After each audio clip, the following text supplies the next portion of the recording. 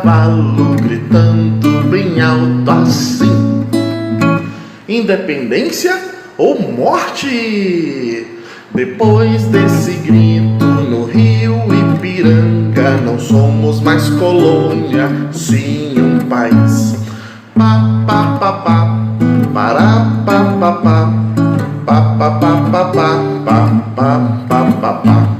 Dom Pedro I subiu no cavalo, gritando bem alto assim: independência ou morte? Depois desse grito no rio Ipiranga, não somos mais colônia e sim um país.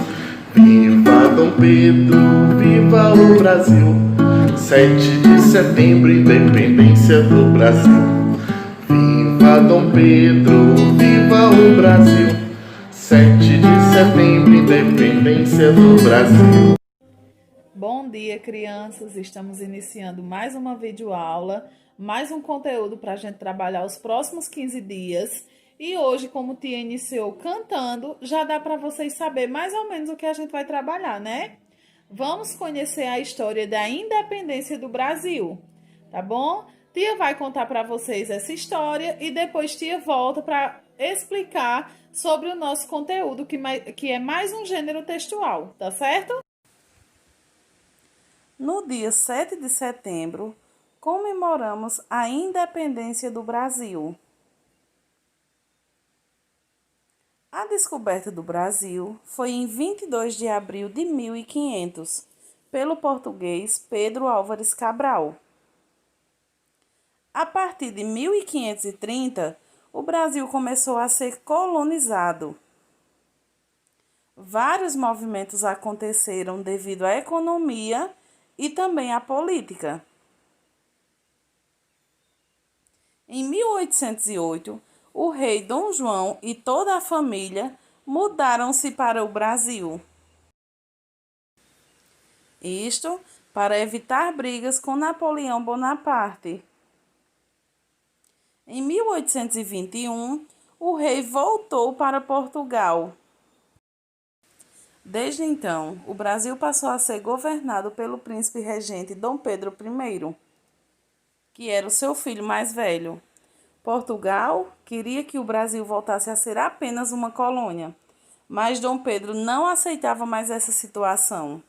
Então, no dia 7 de setembro de 1822, às margens do rio Ipiranga, Dom Pedro I proclamou a independência do Brasil.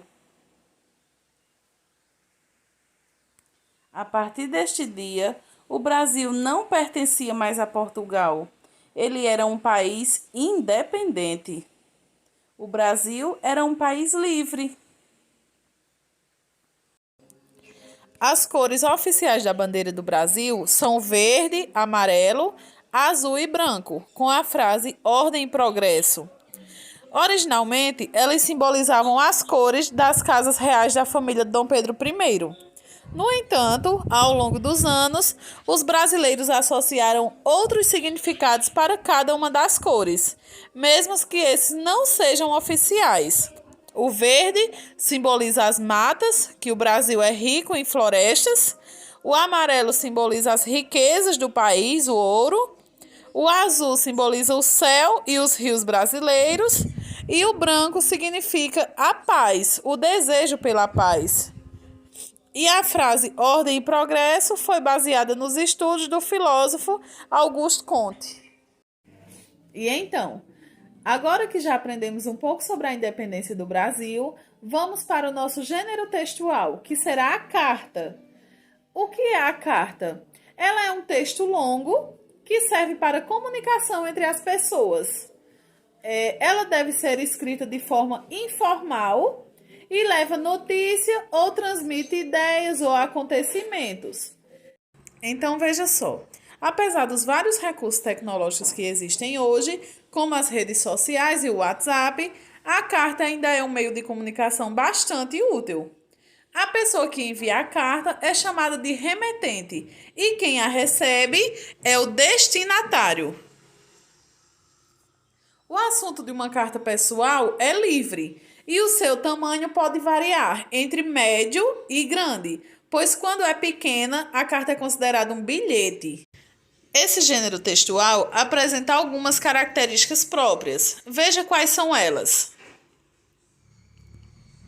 O local e a data, que o nome da cidade e a data devem ser colocados no início da carta, como fazemos no cabeçalho. A saudação, onde pode conter apenas o nome do destinatário ou vir acompanhada de palavras de cortesia, como por exemplo, querida vovó, meu caro e outras. O texto. Nessa parte, o remetente trata do assunto da sua carta, contando as novidades, trocando informações. A despedida, que pode variar de acordo com o grau de intimidade entre as pessoas. Por exemplo, um beijo, um grande abraço ou até breve, etc. E a assinatura, que na assinatura constará apenas o nome do remetente sem o sobrenome. Para finalizar, a gente tem essa carta com toda a sua estrutura que foi recebida por Dom Pedro. Eu enviarei no privado de vocês para vocês fazerem a leitura e depois eu envio a atividade, tá certo?